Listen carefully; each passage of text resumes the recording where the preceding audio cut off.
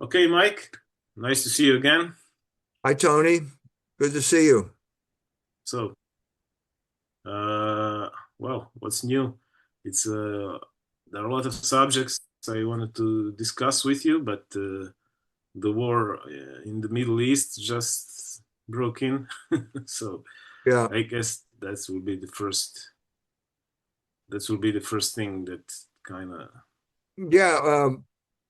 We This war. Israel Shamir just did an article in which he said that Trump had made up his mind to attack in January, and that was the time of the failed color revolution. But he held off until the day of the attack because it was the Saturday before Purim, which is the story of Queen Esther and the slaughter of all of the Persians. So we have Kabbalah as the hidden grammar of America's foreign policy. I don't know. Every day it gets worse. Every day it gets worse here in terms of the total Jewish control of the entire government and the entire foreign policy. So the big news here before the war was that Carrie Prejean Bowler, a beauty queen, was appointed um, to be a member of Trump's panel on religious liberty. So it's Protestant, Catholic, Jew. There were probably Muslims on it too as well, but basically Protestant, Catholic, Jew. And Carrie was a Catholic. She began her testimony by announcing that she was a Catholic and she didn't want the Jewish religion imposed on her, specifically the Jewish religion of Zionism. And she blew up the entire meeting because of that. So this fulfills the prophecy that I had made earlier. With the end of the Third Republic, Protestantism is going to disappear, and we're going to have a conflict between Catholics and Jews over whether there's a universal moral law, or on the other hand, whether there's a group of people that have super DNA that don't have to follow any laws at all. So that's starting to happen here. Everybody is disgusted with Trump, as far as I can tell. Everybody who voted for him is disgusted because of his total capitulation to the Israel lobby.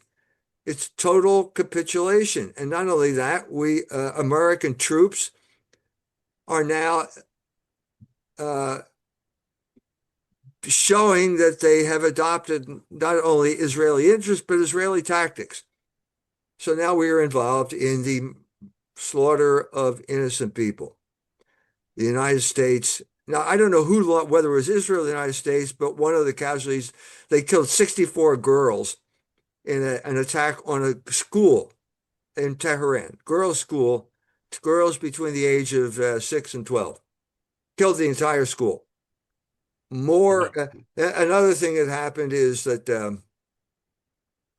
the Iranian Navy had sent a ship down to India to take place in some type of military exercise, or maybe it was just symbolic anyway, but they were down there. The ship was traveling home, and the United States submarine sank the ship, okay, which is bad enough, sank it on international waters, and then refused to rescue the crew members that were uh, in the water. This goes all the way back as a point of reference. Uh, the Nazis in World War II sank a British ship, and they immediately uh, set out to rescue the sailors who were in the ocean. This is what the Nazis did. And then the United States bombed the rescue ship, and then the Nazis at that point changed their rule and said they would not rescue survivors after these maritime attacks. This led to a famous film by Alfred Hitchcock called Lifeboat.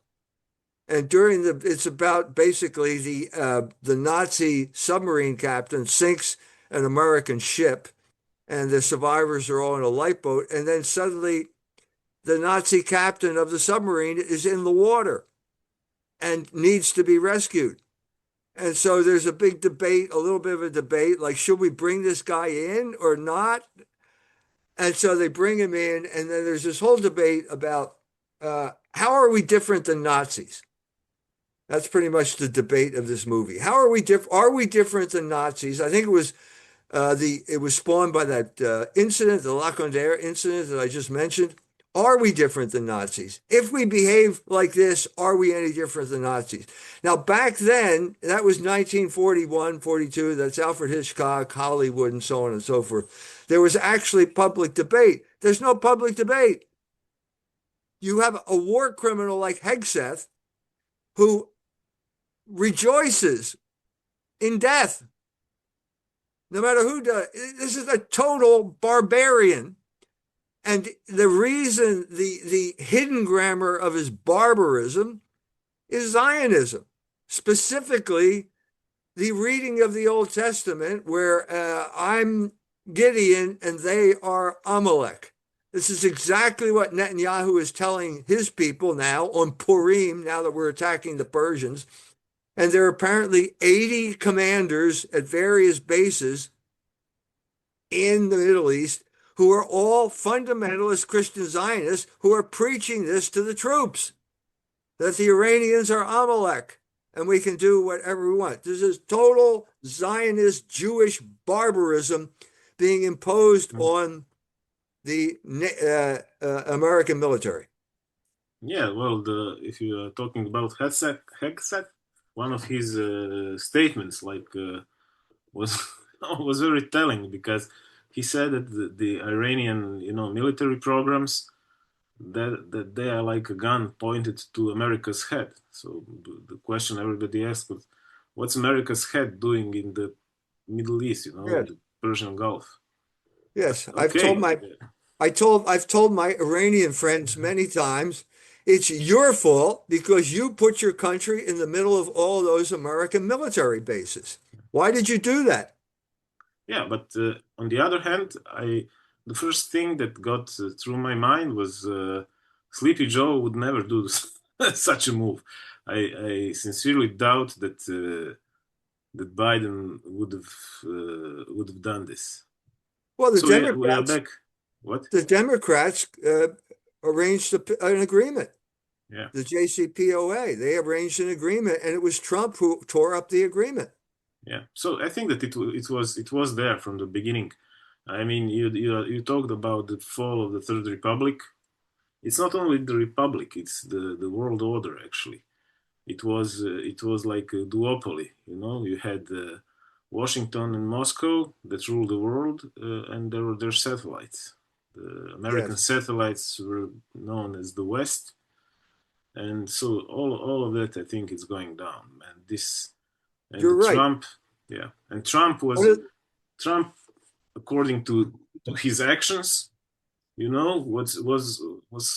is trying hard to reinflate that. So I think that from the beginning, the deal was that he will surrender Ukraine, but he will press on Iran. He will go full Jewish in Well, the Middle East. he can't do both. Okay, he has said so. One of the fundamental institutions, I'd say the founding institution of the Third Republic, was the United Nations. And Yeah, so he's now Trump has created his own alternative to the United Nations, and it will only cost you $1 billion to join. And he even invited the Vatican to join his. Maybe he got a discount. Maybe they could Jew him down because they're the Vatican. I don't know, yeah. but Well, but the basic setting was the duopoly was. right. Well, the basic Washington setting was Washington has half, and Moscow has the other no, half. So no. now The Soviet Union was on the board, the Security Council board. They had yeah, veto power, so they were included in this thing. of That course. was No, when it's all falling apart, you can see that the guy is trying, to revive it, to revitalize that concept by basically he has done everything he can to stop the war in Ukraine. I mean, he stopped all the aid to Ukraine, even at one point the communications. He has done pretty much all he could. He was on his way to to like deinstall NATO, but he figured out that without the European basis, there will be no reach to the Middle East, so he could not do that fully. But also, if you're looking for in this war, I think that the blocking of the Strait of Hormuz and the jacking up of the energy prices, of the oil prices, will clearly benefit the US because they need high fuel prices for their shale fields to be profitable. This shale gas industry, and Russia also needs higher Well, Russia will prices. benefit. Yeah, But because the problem is they blew up the pipeline for Germany, and they convinced them to use uh, liquefied natural gas to yeah, run the factories. Well, you can't get those liquefied natural gas ships out of the Persian Gulf now because the Straits of Hormuz have been closed. The fundamental rule of the Anglo-American Empire is you need to control the sea lanes because that's the only way you can break up the Eurasian landmass. Okay, no, if no, but I the think, yeah, I don't. Sorry to interrupt you, but it's not hurting Russia. The high energy prices and the high gas no, it's prices. not. It's hurting Europe and it's hurting China. So actually, it's reinflating the old duopoly. The biggest benefactors will be the U.S. and Russia from these high energy prices Right. Yeah, and you're right. from the gas But prices. but And let's say who will get the the pain? It will be this new, let's say, conditionally rising powers, China and the Eurobloc. You know. Germany is in a desperate situation now because they lost natural gas from Russia. Now they're going to lose liquid natural gas from the Gulf because the ships can't get out. So as I said, the fundamental issue is, does America control the sea lanes? If they do not, if they cannot open the Straits of Hormuz, they do not control the sea lanes. If they cannot control the sea lanes, that is the end of the American empire. Okay. Uh, okay. I think that the American Empire, if we are talking about let's say tactics, what it has to do, it has to empower Russia and and to press down China and EU. I think that's what this is all about. It's like I mean, you never get someone to buy Ford over a Mercedes because it's obviously a much lousier car. But I mean, you can go and you can demolish something, or you can cut off their gas, and you can create problems to your competitor, so you are better off. So that's the tactics here. Well, what that rings a bell. Do you remember? It's actually in one of your videos comments. I read that Poland is looking into Russian Epstein connection. Yeah, Is this does this make any sense? Is something here, or it's just I don't think so. I haven't heard anything about any Russian connection with Epstein. I haven't, no, heard nothing. Uh, I don't, no, absolutely nothing. The you? Israelis were involved, a lot of Europeans were involved, a lot of people in various countries. Who is just turning up now? Portugal. The Portuguese are looking into Portuguese politicians who were involved with Epstein, but I don't think it ever got to Russia. I see no evidence. Yeah, There because was no evidence. The Russiagate thing was a total hoax that was created by the Democratic Party to discredit Trump. There was no basis to that. Now we all know that Democrats did it, and the guy, the head of the FBI, was involved in that conspiracy. His name was Comey, yeah, so he made it up. you had one article basically that kind of touches the both subjects about the Trump's Russians. They are actually Russian Jews. Right, they're So, Jews. That's right. So it's so if you're talking about Jews in Brighton Beach, yeah, now that's a different story. It's Jews who may happen to be Russians. They were involved in well, he was involved with real estate deals with the Russian Jews. He's always well, been in bed with the Jews. well, that's not actually. Well, it's not. It's not. You have there is this similar, let's say, uh, similar scandal. I tried to pitch it to you once. It's called. It's in Germany, and it was called the what was the name? The card. Uh, I cannot. Doesn't. Basically, it's a German financial institution that was actually a payment processor for Pornhub.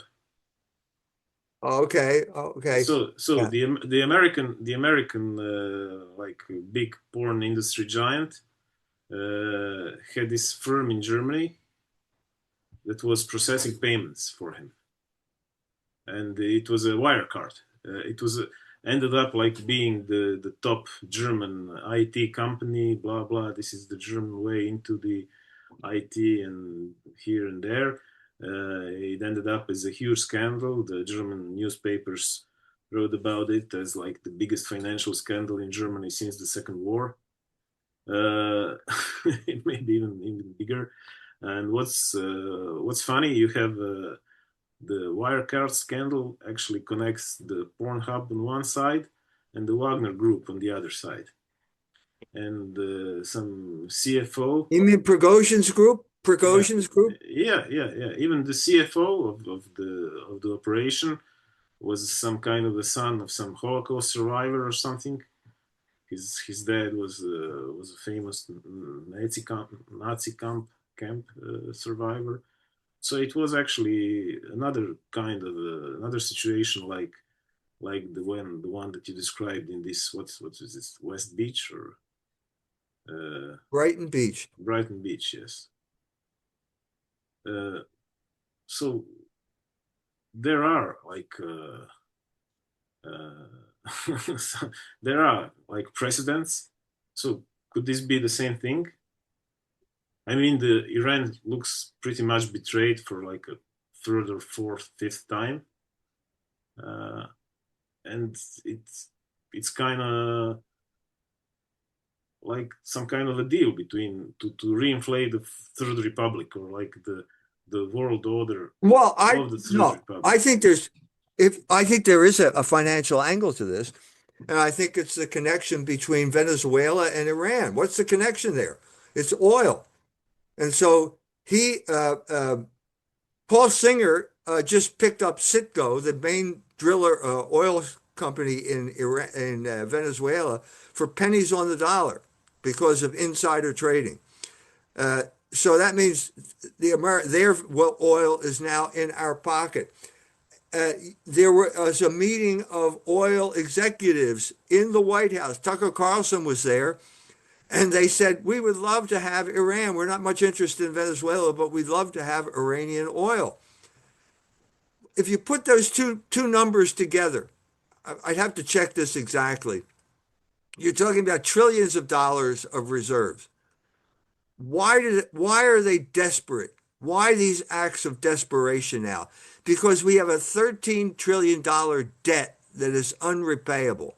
So you got usury at the back of this thing. You've got an unrepayable debt. And when you have an unrepayable debt, you have to conquer another country. Oil is gold. Oil is the basis of the dollar. We have to guarantee that the world has access to oil and we own the oil, and that's the backing of the United States currency. And I'm saying that would explain both Venezuela and Iran at this moment in time. Because there is no military interest whatsoever. There's no United States interest in Iran whatsoever. It's either all Israel, we're doing it totally for Israel, which doesn't make a whole lot of sense. But if we take over Iranian oil, and have a last stroke of power to show that we have enough money to cover the debt, We will save the world's currency, the United States as the world's reserve currency, and we will give a new lease of life to the empire into the Fourth Republic. Okay, but as things stand now, the US is already the biggest oil producer in the world, and you have Russia on the second place, and I think the Saudis on the third. Well, sometimes it's Saudis and then Russia, sometimes Russia and then Saudis. It depends whose data you're looking at. What the you know I'm not the I'm not toll talking on the I'm not Venezuelan. talking about I'm not talking about oil to be used. I'm talking about oil as collateral. Yeah, It's like it's gold. more of. It's like gold in Fort Knox. Nobody uses the gold in Fort Knox, but you know it's there. And so because it's there, you have confidence in the dollar. Well, we don't do gold anymore. And I'm saying because we know the United States controls the trillions of dollars of oil reserves, the world will have confidence in the dollar and they won't jettison the dollar. Okay, it's the answer that is most simple is basically to hurt China, because you are denying China. They had deals with Venezuela, they have oil deals with Iran, so they are basically wrecking both deals. Right. You're The denying, Chinese, you're trying to starve the Chinese of energy, right. and Europe at As the same time, basically, because Europe absolute, you're also absolutely doesn't right. have. So So it's what the basically, yeah, it's basically reboot of the old duopoly, the Washington, Moscow, let's say, ruling the world again. But right. I don't know. We'll see if it will hold. I mean, I never never always go. It could be a plan, but the plans usually, the first thing to I fall don't think apart. I don't think it's going to work. I think that they have the problem with this war is both sides have good offensive weapons and neither side has any defensive weapons. This is the problem. Yeah. So Tehran is being bombed. Apparently, they can't keep these jets out of Tehran. The same thing is true of Israel. The Israelis cannot stop these Iranian missiles. They just keep flying in. So it may be that Israel will be destroyed. Uh, but the problem here is the United States is running out of Patriot missiles. They burned through 4 months of Ukrainian usage in 72 hours. Yeah. So they are defenseless. Don't they? The Iranian missiles have erased the United States presence from the Gulf of the from the Persian Gulf. The ships, first of all, the battleship cannot get in. Neither aircraft carrier can get in. And if they did get in, there's no place to refuel or to repair these vessels in Bahrain. The port has been taken out. So the Abraham Lincoln apparently is now heading toward Diego Garcia. Well, that's a long way away to get, and they have to do that to get replace their missiles. Not just the aircraft carrier, but the destroyers have to replace missiles, and they can't do it in Bahrain anymore. So I'm Yeah. saying, When they're this operation against the Houthis, when it was going on, they were trucking the missiles, like transporting them with trucks all over the Middle East. It was like a big circus, and you cannot do it this time, I guess. Well, when the when this missile interceptors, when there'll be a shortage of missile interceptors, Trump will just declare victory and that's it. I mean, but well, that's what he wants to do. That's what he wants to do. But I don't think the Iranians are going to play along anymore. The Iranians will not play along with this. They are well, furious. yeah, Trump can always pull out, and what the Iranians can do, they can continue the war against these Gulf kingdoms, but I don't think that's in Iranian interest. If Trump pulls out, he does not have Iranian oil. He cannot open the Straits of Hormuz. That is a fatal blow to the dollar as the world's reserve currency. I think it's do or die now for the American empire. They have to make these desperate military strikes. to maintain their hegemony over the entire world because it's based on the the the credibility of the dollar, and the credibility of the dollar is based on access to oil. They have to do it. That's why we have this desperation. This is not in the interest of, obviously not the interest of the American people, and that's not even in the interest of Israel. But I think they have to do it now.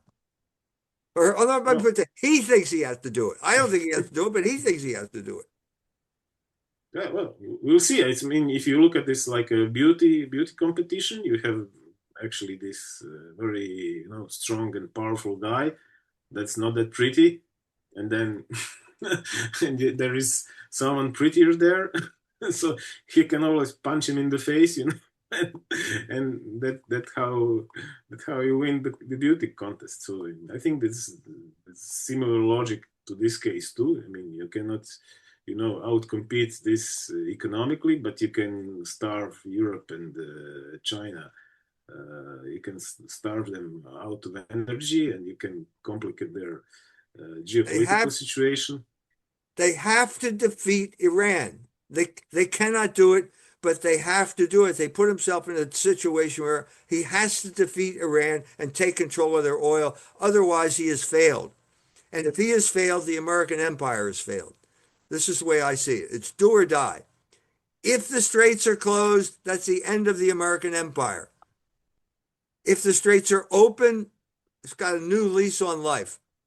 I know. I think that in it will be actually uh, better for Iran and for the competitors of the US to open the straits and close the skies. It's much better strategy because other other the ones that need the oil will appreciate it.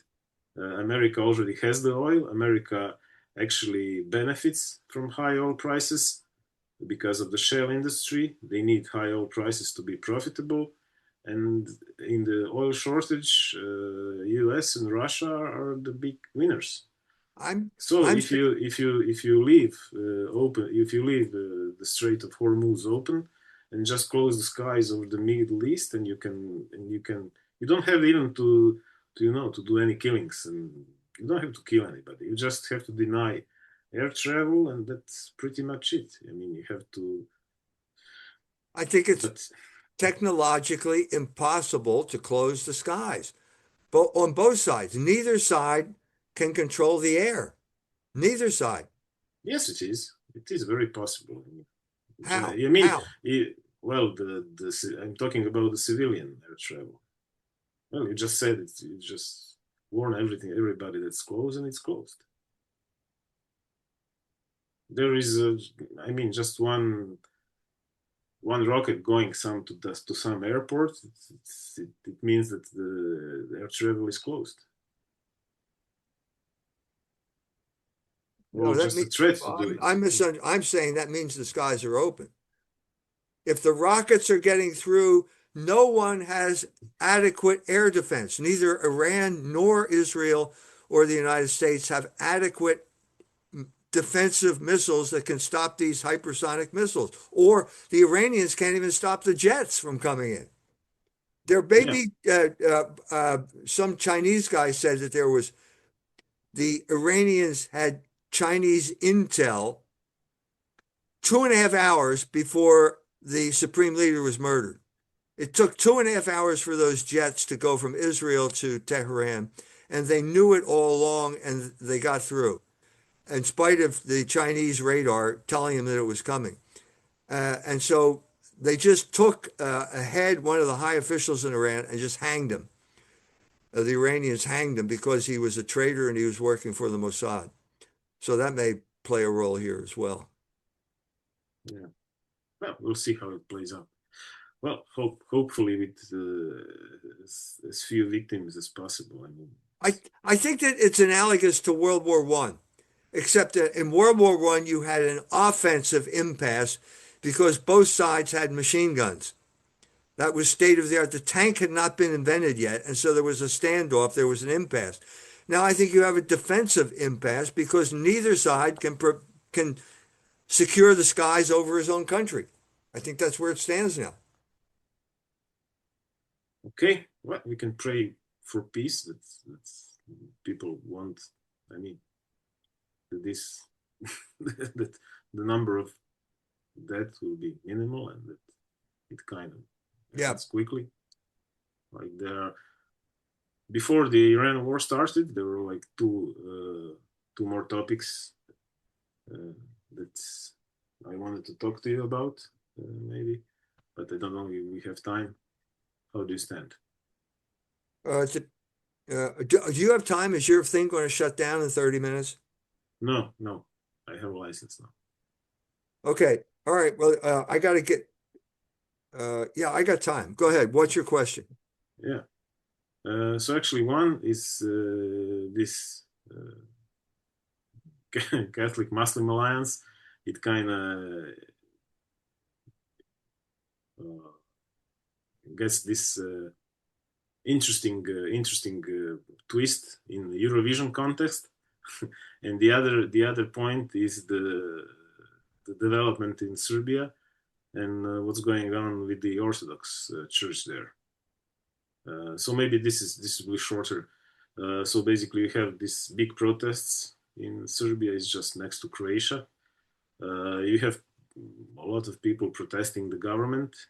You have the liberal left protesting the government, and also like the more religious, very conservative right protesting the government too. That is more pro-Russian than the government. So you have this kind of a black-green coalition together in the protests. And what's interesting, two young priests just got excommunicated from the Serb Orthodox Church because they joined the protests. So you have now the team among the protesters like to end they're very much pissed off at the church, and there are all kinds of slogans there. So this is kind of interesting because, well, once again, I mean, the national church, it's a powerful tool. It's a spiritual hand of the government. So when the government is smart, it is very useful. But in cases like this, it's questionable if the guy running the show it's corrupt. It's you know. I think we've got a problem with representative government throughout the world right now. Yeah, nine Pakistanis just died in Karachi in an attack on the American embassy. So you've got a huge the Muslim street.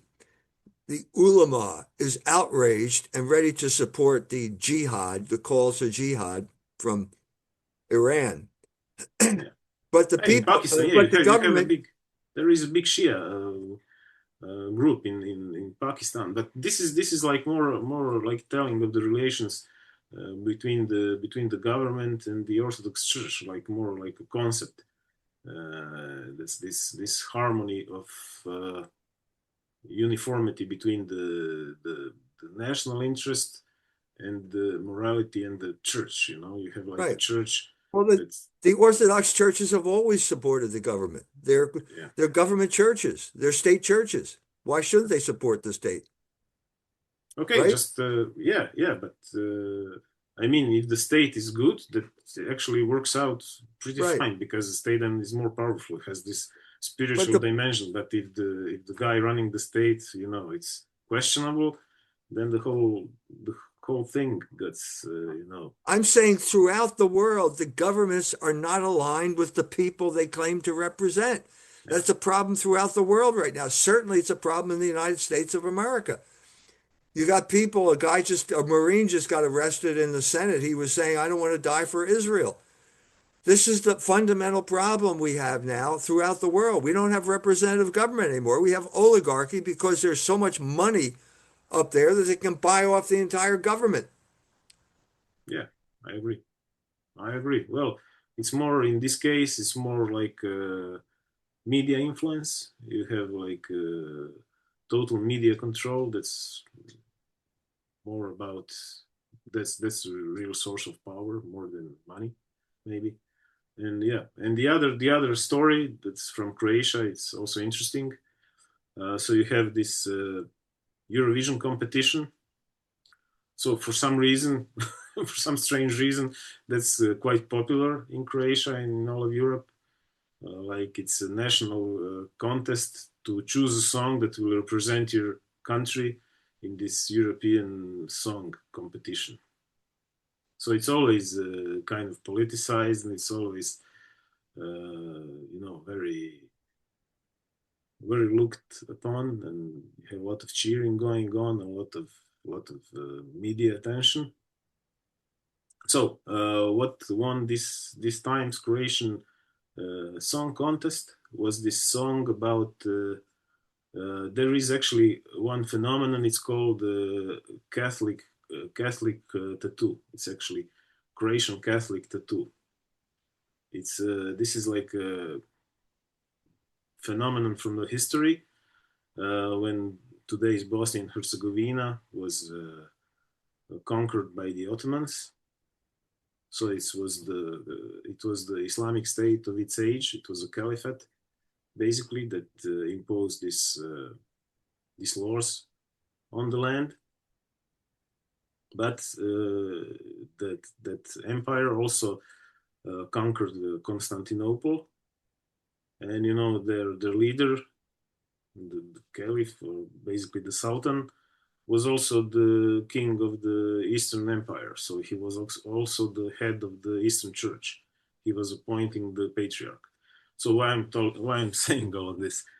So basically, the people there, the people living under the rule of these Ottomans, had like three options. You could be a Muslim, you could convert. You could be a member of a Christian state church. It was that was under the Sultan's rule indirectly. So they were recognized, and they had not as many rights as the Muslims, but they were recognized and like a loyal, let's say loyal minority. And if you were a Catholic, you could not lie. You could not give your allegiance, to the guy and say, okay, we will be loyal Ottoman subjects, and we are accepting this patriarch as our own, and not to do it, and privately. So all the Catholic clergy had to flee. The bishops went out of the country, or were totally underground. You had these priests that were in hiding in civilian clothes, and so such people, they were like truly like second-class citizens because they had no state protection. And you have in this Islamic laws, you had some catch-22 that led the possibility, if you're in the war zone, and this was on the border, so it's always a war zone, that some gang, some crew can come up and can take your daughter away because it's in the war zone, so it's kind of legitimate thing, like a spoiler war or something. And there is nothing you can do legally about it because you're not Muslim, you're not a member of the state church, you are just a guy with no rights because you haven't given the incest to their official operation. So what happened is the formal authority was pretty much like disciplined, but here and there you have these gangs from God knows where, from Asian Minor, that would do such things. So what was the Catholic reaction? The Orthodox ones, they basically said that yeah, we support the Sultan, we'll be loyal guys. But as soon as the Sultan was weaker, they started the rebellion and they basically, turned on them. But the Catholics, they were kind of honest, but what you can do? So their solution for this problem of taking your daughters, their solution was to basically cover the body of their daughters with small crosses, because culturally these Ottomans did not. They have this You culture where mean when they see you mean anything, tattoos? Are you yeah, talking about yeah, yeah, tattoos? yeah. We are talking about tattoos because the Ottomans view the tattoos as something very impure and disgusting. Even if there is some irregularity on your skin, it's a bad sign. If it's something written or, God forbid, the cross, it's basically a disgrace. And so they made their daughters very unattractive to this potential prey. So we have the song teams with this team running in the Eurosong competition. So so to be more interesting, you have like two Serb authors and some kind of a Serb team that helped out this this song, putting it together, and helping out with establishment of this story. So it is kind of what is. It's like a very old subject, like centuries old phenomenon, but it smells like like kind of, it could be, maybe I'm wrong, maybe it's just a interesting fact, but it smells like a bit of Muslim bashing, some kind of preparation of pitting the Catholics against the Muslims, like bearing out all Yeah, these old wounds. So it could be some kind of a subtle operation of the sort, but who knows? We'll see. If sure. I'll be happy to give a talk on the Catholic Muslim Alliance when I get there. yeah. Okay, but this is an I'll interesting be as story. popular as I get. Maybe a talk on Medjugorje. In addition to that, I'll win the popularity contest in Croatia. Yeah. My number of my friends actually shrank, so we'll choose the place of your talk with caution. I have to. You'll talk some 300 miles away from where I live, so okay, it will be good. Okay, Mike, it was nice All right. seeing you here. So good luck, and we'll be in touch. Okay. Thanks, Tony. All right. Bye-bye. Bye.